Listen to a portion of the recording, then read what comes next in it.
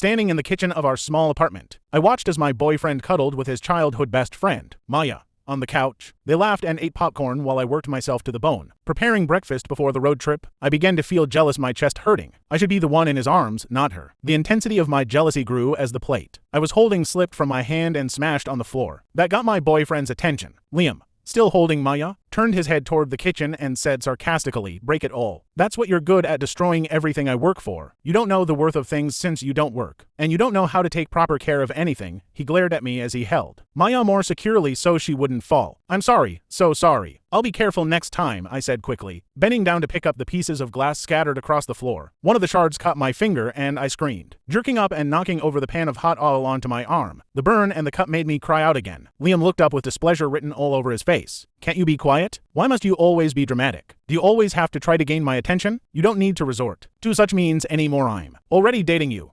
I apologized for the 10th time today. "I'm sorry," I whispered, holding in the pain. I didn't want him to say I was being dramatic again. I needed to be strong to prove I was worth his love. "I don't want to hear any more noise from you. You're stressing Maya and she needs to be calm to enjoy the movie," Liam barked before turning back to the television. "I'm sorry," I whispered again, enduring the pain as I cleaned the glass shards. Then I returned to cooking, reminiscing about how I first met Liam. He was one of the heartthrobs back in college, while I was just one of those girls who blended into the background. No one would notice if I was gone. I never planned on falling for Liam, but it just happened. I had attended the party of the year, hosted by the big sexy Brian, Liam, Daniel, Richard, Eric, and Maya. 5 handsome guys who had been friends since high school and 1 girl. The Big Six were the most admired people on campus, even though it was 5 guys and 1 girl. The group was still called the Big Six and Maya was drop-dead gorgeous. I only went to the party because my roommate brought me as her +1. She was a social butterfly who attended every event on campus. According to her, I needed to experience something to prove I was really in college, since I never attended social gatherings. So that's how I found myself at the party, completely packed, filled with not just anyone but the high class of the school, along with desperate girls who would do anything to spend a night with the Big Six. How they all managed to get in, I'll never know. But my roommate always could. Standing by the pool while my roommate went to socialize, I assured her I would be fine. But little did I know, I wouldn't be. Just a few minutes later, a crowd rushed past me, or rather, a crowd of girls pushing me into the pool. I couldn't swim. I had always thought I would learn one day. But my father was strictly against women learning anything other than cooking and cleaning. He only allowed me to attend college so I could help my husband with work-related matters. That's why I studied business management, so I could understand office work and help my future husband if he ever brought it home. As I sank and nearly lost consciousness, I saw a man diving into the pool. I couldn't see his face, but he felt like an angel. My mother always said, "Anything you didn't learn to do, your husband would always be there to help you." When I opened my eyes, the first person I saw was Liam. His hair was wet, his shirt gone, while girls all around blushed at the sight of him. "Are you okay, pretty?" he asked. I stared at him. This was my savior, my angel, my husband. Yes, I stammered as he walked away. Other girls glared at me with jealousy, but the only thing I could think was this was my husband. "Luna. Luna?" I heard my name. It was that same beautiful voice. "Do you want to set the building on fire?" I immediately snapped back to reality. Liam stood inches away from me, having just turned off the stove. "If you want to kill yourself, do it alone. Do you want to destroy Maya's lungs too?" Right on cue, Maya began to cough. Liam rushed to her with a cup of water while I stood frozen in the kitchen, staring as he cared for her. Looking at me with dissatisfaction, he said, "You can't get anything right? You know what? Get the bags, the boys will be here soon. We'll stop to eat before you poison Maya." The eggs were already burnt and inedible. I cleaned the kitchen quickly and went to bring out the suitcases. Maya had packed 5 suitcases for a 2-day road trip and a week at a hotel. "Why so many suitcases?" I muttered, struggling to drag 7 of them downstairs. On the last one, Liam and Maya stood up to leave as the others were due any moment. Liam glanced at me with disgust. "Do you want to break Maya's bag? Give that to me." The boys burst out laughing except Brian. He was always cold and mysterious. He didn't even smile at Maya's joke. I was used to it by now, Maya making jokes at my expense while everyone laughed, including Liam. Everyone except Brian. Brian has always been the sane one in the group. Though aloof most times and sometimes looks arrogant, he has always been chill. "Let's park the bags." "Guys," Brian said, looking all lazy, like he would rather be somewhere else other than here. The bags were parked and Liam chose to drive the car Brian came with while Brian sat at the back, and the boys would take the other car. Sitting beside the driver's seat, Maya came from nowhere. "Liam, I want to sit beside you." "I can't sit at the back, you know I get car sick easily." I murmured under my breath. "Why not just sit this one out or just take a flight to the venue?" "Get down." can't you hear me? I said get down. I looked up only to see Liam's scowling face. Do you have to fight with Maya for everything? Don't you know she would get sick if she sits behind? I couldn't say a word. What would I say? Maya always comes first and he made that clear before we started dating. If I complained, I would just end up getting him angry. If there was anything between Maya and me, then you won't be here, he would say whenever we had the conversation. I came down, taking the back seat and sitting beside Brian while Maya sat beside Liam, feigning ignorance. Liam, you don't have to make Luna sit behind. She is your girlfriend, you know, she said, glancing behind while giving a smile that always interpreted. See, you may be his girlfriend in name, but he is mine. Maya, you are so generous. Why can't Luna be like you? Liam scoffed, while Maya gave him a peck on the cheek. You are so cute when you are angry, Maya said while giggling. Let's go, boys. Liam screamed from the window while the car slowly rode from the driveway. I think we should take one car and not two, Maya said while looking at Brian and Liam. While Brian ignored her, Liam replied, why dear? He lifted the bag in one swoop. Ooh. Liam, you're so strong, Maya gushed, touching his chest while giggling. Brian was driving one, while the other three guys of the Big Six rode in the car behind. I thought we were taking one car, Liam asked. Then something is wrong. Come on. Guys, a girl needs choices. It's a road trip, vacation, and reunion. For crying out loud, Maya laughed. Well, you're not the only girl, Eric teased. Luna is also a girl. You won't count her as one. Just then, two vehicles pulled into the driveway. Richard replied, we know Maya, if she takes anything less than for bags. Maya scoffed immediately. We want to have fun in separate cars, so let's stop at any car rental and rent. Okay, Liam said without thinking about it. Pulling up at the rental, Liam and Maya went in to do the formality while holding hands like a couple. Hey, how is your arm? Huh, your arm, it could get infected. Let me treat that for you. Looking up, Brian was holding a first aid kit. How did you get that? I asked, surprised he had a medical kit with him. Let me treat that, he said without even replying to my question. He was cleaning the burn with a poker face while being so gentle at the same time. When I even winced in pain, he blew on it but wouldn't say a word. I felt my heart flutter. He was being gentle and caring. Handsome, I murmured within. He is breathtaking, wonderful physique. Perfect nose line.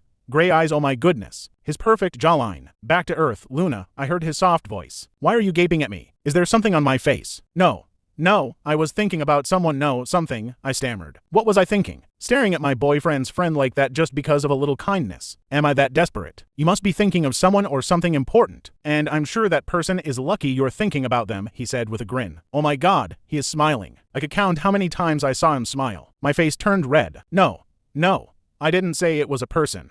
I just, well done. And you don't have to explain yourself, princess. Princess, my heart skipped. Why would he call me that? Princess, I asked. Every girl is a princess and a queen to her king. Liam would be out soon, he said before alighting from the car, going round and opening the door for me. Thanks, I said shyly. He didn't reply as he went back to his stoic face as Daniel approached. While chattering, the car would be ready, and there was no car available right now that could take both our highnesses, many luggages, and us. So we would take my car for the luggage, and the rental we would all be in it together. We would also have to hire someone to drive it since the goal was to spend time together and have fun. So here we are. Okay, Brian said with just one word, and Daniel kept quiet. Okay, let's offload the bags and put them in the other car. Moving aside, Daniel, Eric, Richard, and Brian took a suitcase each while I tried to help. Brian just said, without even looking at anyone in particular, let the men do this. That was my cue to not touch anything. Standing there, I wondered how the boys knew we were going to rent a car and how they knew when to come get the suitcases. The suitcases were already packed and the driver who would drive the car with the suitcases was already here. Where are Liam and Maya? Richard asked, feeling impatient already. Liam said they were done a few minutes ago, so what's taking them so long? Liam drove the car towards where we all stood while Maya sat behind him, laughing at jokes that just the both of them alone knew. The car had 3 rows, so I went to sit at the back where I wouldn't be noticed. The 3rd row was the perfect place to be invisible. Daniel and Richard sat on the 1st row, Eric sitting on the 2nd row, expecting Brian to sit with him, but instead he sat beside me at the back seat. Without saying a word, I was shocked, but it looked like none of the boys cared, including Liam, a boy I had been dating for the past 5 years. After the incident at the pool, I had chased after Liam like my life depended on it, using different methods to get his attention but with no avail. I had tried being friends with Maya to get to him, but that didn't work. I also tried with Richard, then Daniel, then Eric. They just ended up ignoring me. Who would want to be associated with a school nerd? It took me 2 years chasing after Liam's friends just to get to him. Then I tried for the last time to be friends with Brian. He didn't outright ignore me, but gave me listening ears, though I had to track him to his house and wait outside for hours. I was very determined, and I finally got Liam's number from Brian. Chatting with Liam wasn't anything close to easy. He would either ignore my messages or outright block me. I was ready to prove I wasn't just a fangirl or any of those girls who just wanted to spend a night with him. I had a plan, and that plan was to become his girlfriend. With time, he started replying to my chats, and I tried showing my love in every way, being the perfect girlfriend to be. Until one day, he just casually said, "If you want me to date you, you have to understand that Maya comes first." And without thinking, I said, "I accept." That was 5 years ago.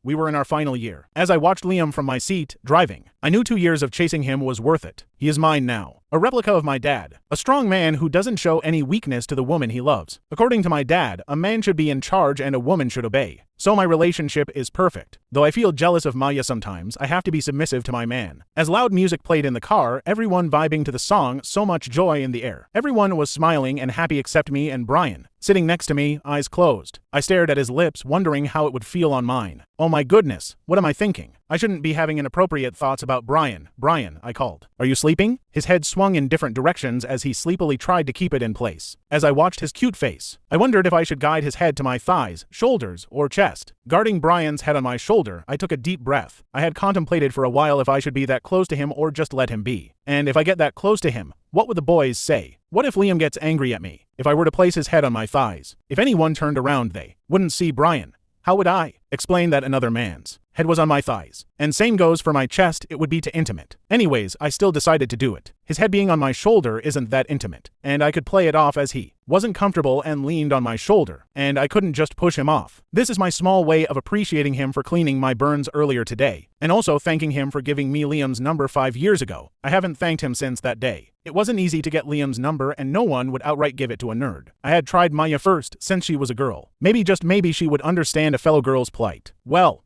Maya didn't care one bit. I had made her breakfast and brought it to her class, asking her to be my friend. She just laughed, looking at me like I could infect her expensive bag, as if I wasn't even worth breathing the same air as her. "I can't stand nerds," said Maya the first day I asked her to be friends. "You irritate me. What would happen to my image if people see you alongside me?" "Oh my god, you look like a charity case," said Maya before walking out. It didn't stop me. I didn't even take it to heart. I just planned a different approach, to outright ask her for Liam's contact, which I did. The next day I waited outside her class and told her how I felt about Liam. "You aren't the first, and won't be the last. It's just a fantasy. It won't happen, so wake up," said Maya before walking out. While some girls laughed at me as they trailed behind her, I'm sure they were only pretending to be friends with her because of the Big Six, and Maya, taking advantage of this, turned some into her maids and minions. After my encounter with Maya that day, I felt discouraged. Was this just a fantasy, being in love with someone who I couldn't reach? Should I stop? After a month of giving up the idea of chasing after Liam, I bumped into him at the school cafeteria. He just walked past everyone in line while everyone made way for him. I was next to be served, but seeing him made my brain stop working. Standing beside me,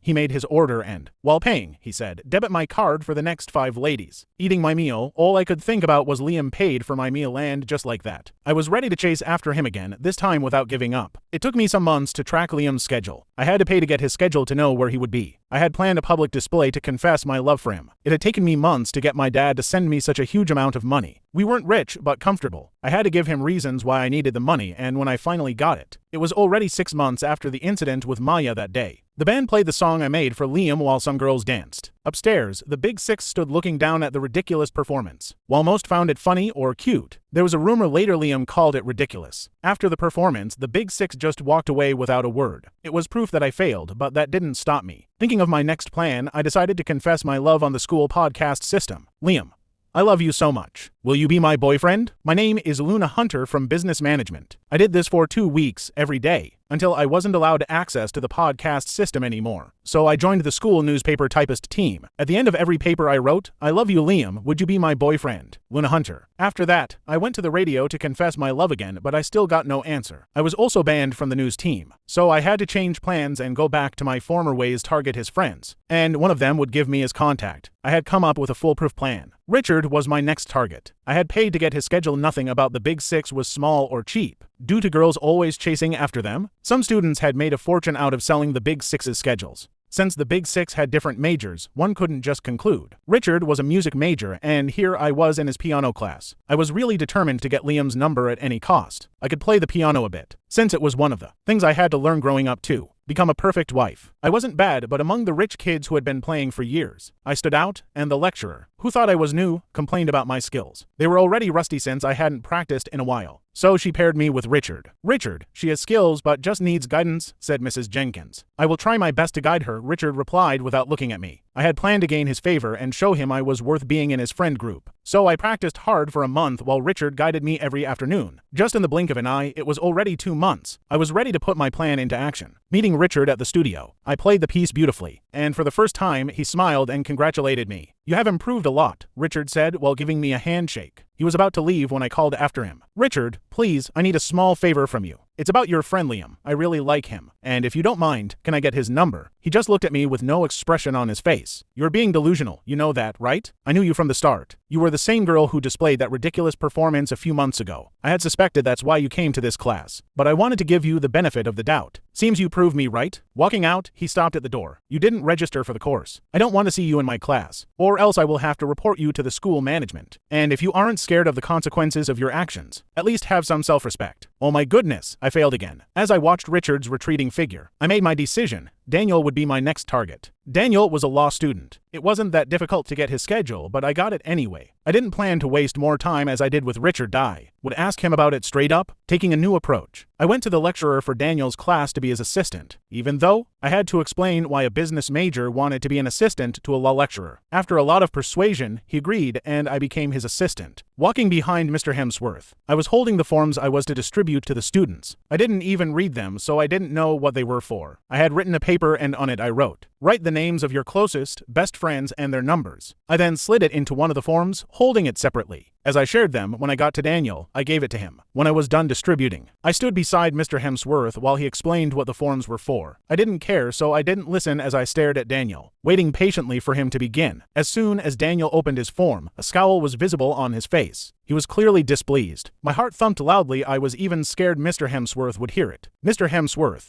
may I know why this is required? Daniel said as he stood up. What's that? Mr. Hemsworth asked. It's asking for my friend's numbers. I didn't ask for that, Mr. Hemsworth said as he looked at me. I had printed, arranged, and distributed the forms. Miss Hunter, do you care to explain? I couldn't even get out a word except I. Did you say Hunter? So you're the crazy girl who has been chasing after Liam for a while now. Right, Daniel said. With this, the whole class was already staring as I just looked down at my fingers. He continued, you're the girl who has been podcasting her love on the school newspaper and radio, right? Everyone laughed while some murmured among themselves. I couldn't even utter a word. Is that true? Mr. Hemsworth asked. Can you explain yourself? I'm sorry was the only thing I could say. Students, I'm sorry for any inconvenience this may have caused you. Allow me to deal with this. You can continue with the forms. I will be back. Miss Hunter, I'm very disappointed in you. Is this the reason you approached me? I'm sorry, sir, I said while looking away. Thanks for your help. I think I can handle things from here on. And Miss Hunter, focus on your studies. Thanks, Mr. Hemsworth, I said as he walked out. My plan had failed, but I won't give up. I still have 2 more friends to go. Want to read full story? Check the description.